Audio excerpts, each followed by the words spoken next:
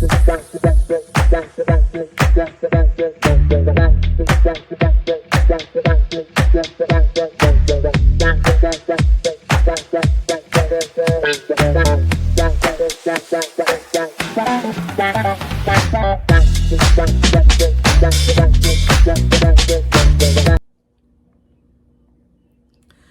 day. Welcome to Full Circle with Nona Black TV. Thank you for coming in and watching the videos. I'm going to get ready to get into some of the topics for this week. Want you to know that we are continually to research multiple stories, and also we'll be bringing more to you. Today's we're going to be beginning. Our first topic is going to be, of course, the House of Representatives. Presently, we still do not have a Speaker of the House. As you know, last week they did voting. Jim Jordan did not garner enough votes to get the speakership a minimum 3 times. He also continued to lose votes on the second and third ballots. We were hearing about intimidation from Representative Jordan people and some of the Fox hosts. Some of the representatives of the House were saying that they were being threatened for not voting for him. At least one member said that his wife received threatening text messages. Also, that some of the Fox representatives were calling and wanting to know why people did not vote for him, Jim Jordan, for Speaker. The Speaker of the House has to be someone who can draw a consensus, has to be someone that can work across the aisle, because no matter what happens, any going forward legislation, it's going to take some working across the aisle to be able to get bills passed. So right now, as of today, I think they will be coming back in session today, Monday, when this video posts. And of course, more people have put their names up to want to be opportunity to run for the speakership of the House. So they will be voting on that before they actually, if they get a majority consensus to even put a name on the floor.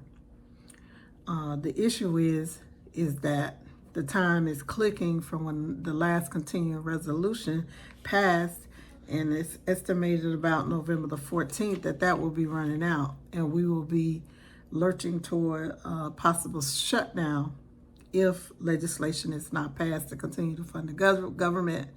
And of course, we know there's urgent items on the agenda with the Israeli war and Hamas war, also the Ukraine funding, and as well as, I think, President Biden, the package that he proposed also has funding for Vietnam. And besides that, just the regular maintenance and funding of the federal government for the American people. That's the most important. That making sure they are continuing to pay the military, to pay the federal workers, continue to fund and take care of the business of the American people.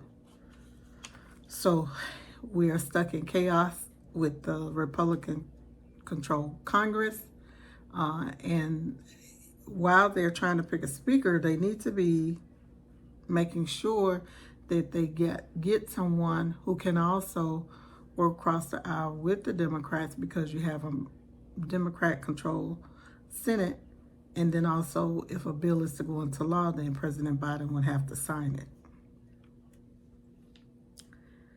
So that's where we are, the state of that issue. Across topic number 2, across the week, last week, of course, the Georgia indictment cases were coming up towards trial, and lo and behold, what happened? We had guilty pleas. Sidney Powell decided to take a guilty plea. She pled guilty to 6 misdemeanors, and they gave her 6 years probation. She also was required to do an apology letter to the citizens of Georgia and Fulton County for her part in this election scheme. Also, the other one, she's a proposed attorney, and Kenneth Cheeseborough. Also, he pled guilty to a felony charge. With the plea, he will stay out of jail, but he pled guilty to conspiracy, pled guilty to felony charge of conspiracy to commit felony, file false documents in the elector scheme. So he did plead to that. And also, both of them are required to testify in any upcoming trials with the other people that they were charged in the indictment for. So what does that mean for those people? And of course, ultimately up to President Trump and Giuliani.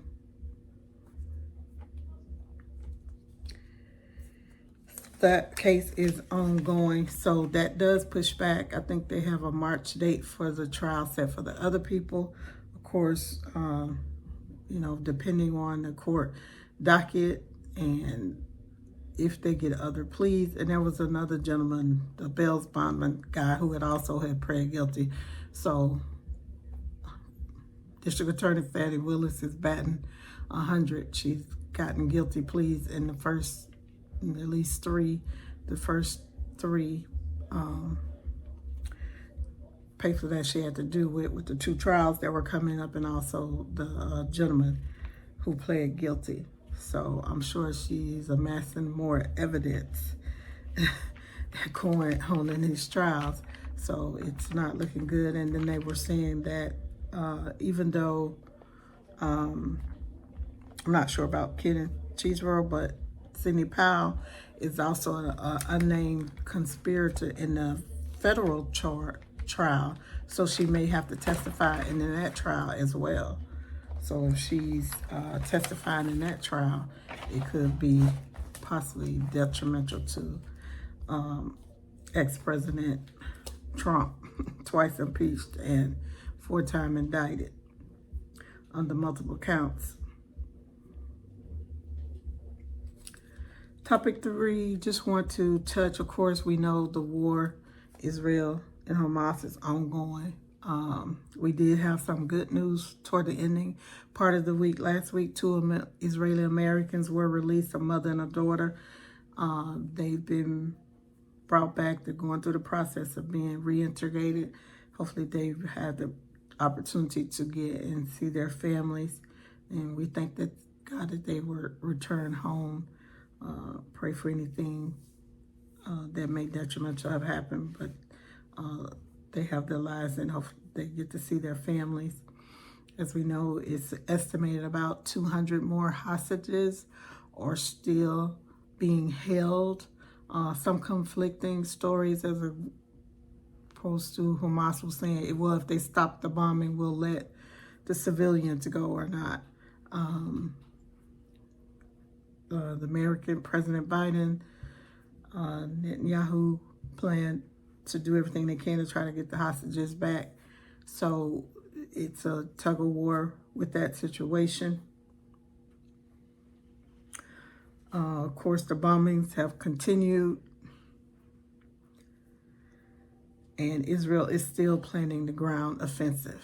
So that is going to be unprecedented if they go in. There was some humanitarian aid that was finally allowed to get through to the Palestinian people. It was around 17 trucks was able to get through the Raha crossing with aid. So we hope that that aid does go to the actual people to help the people in need. Know that with the proposed ground offensive that Israel is planning, they cut off the water supply and the food, electricity. So it has greatly impacted the Gaza Strip in that area. The people being able to be able to sustain themselves. I'm not sure what Hamas thought once they did the attack that they did back on October 7th, that they didn't think the process through, that Israel would do a counteroffensive. They weren't going to stop. They weren't going to take it lightly. So they didn't think it out. Now they're seeing the consequences, and I don't think they've seen them all. As I said, the world has changed since that day, and it's not going to go back. How long the invasion, whenever the ground situation starts, they're going to seek to, that was another thing, was saying that they were going to seek to destroy Hamas and demolish its ability to be able to attack again. And that is just something, if you're trying to protect yourself from when they were invaded. I know we discussed this, a long history. It's not my place to know, not my place to don't know enough about all of the intricacies. But I know there was a time that there was peace, and then those situations that they broke out and were broken. But when you come into a person's country, kill and kidnap people, they're going to respond. There's no ifs, ands, and buts about that. There is a toll to war. We can still continue to pray for peace. We want peace in the Middle East. As elusive as it may have been, the toll of war is staggering. We have over 1,300 Israelis who they said have known been killed, and that's not including the hundreds or thousands who have been injured.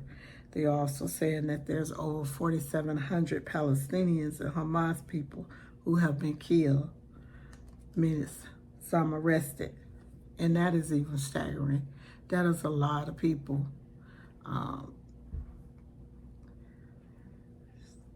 It just makes me wonder, the people who are in the head of Hamas who decided to, however they decided to launch or go out with these attacks, that they didn't count the cost of war, the toll of war.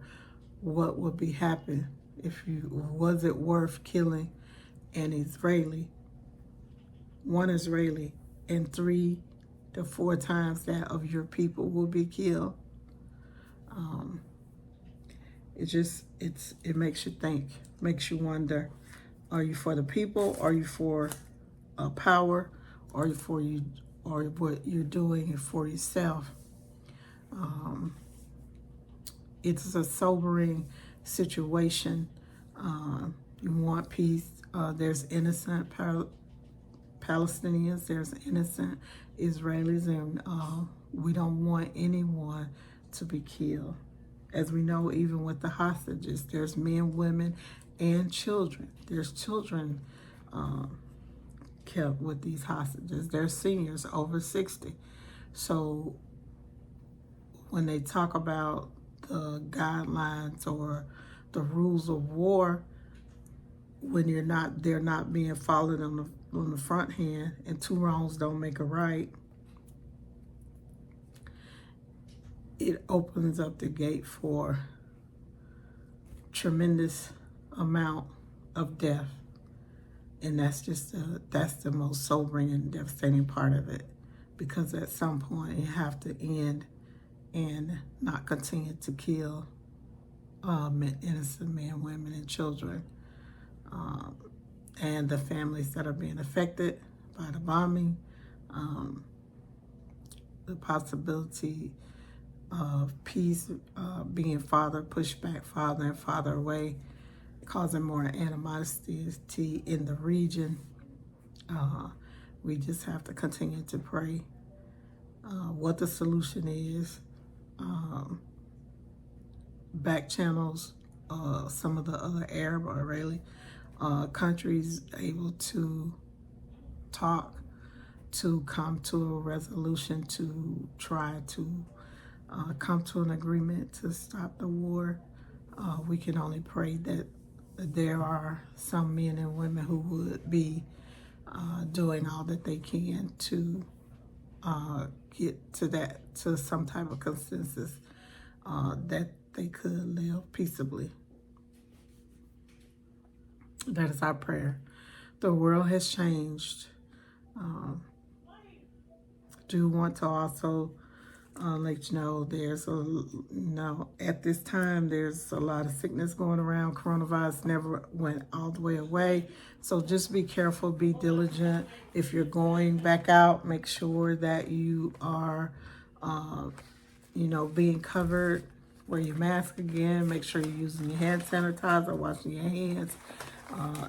Take your Clorox cloth or some kind of antibacterial cloth in to make sure if you go to the stores. I know they don't provide it like they used to, where you can clean your cart off, or you know what I'm saying. You have to be diligent, so because we want you to be safe, we want you to be well, you want your families to be well. I thank you for watching Full Circle with Nona Black TV.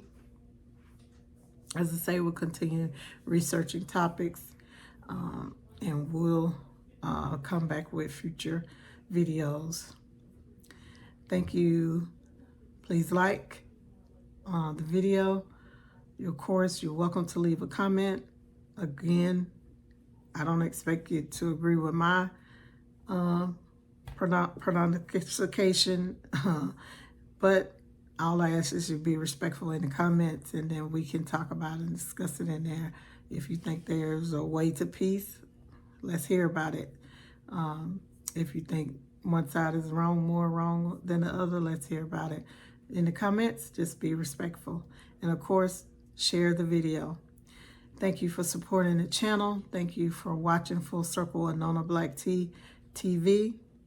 Also, from this time to the next, may the Lord watch between me and thee while we're absent one from another. Thank you, Full Circle family. Be blessed.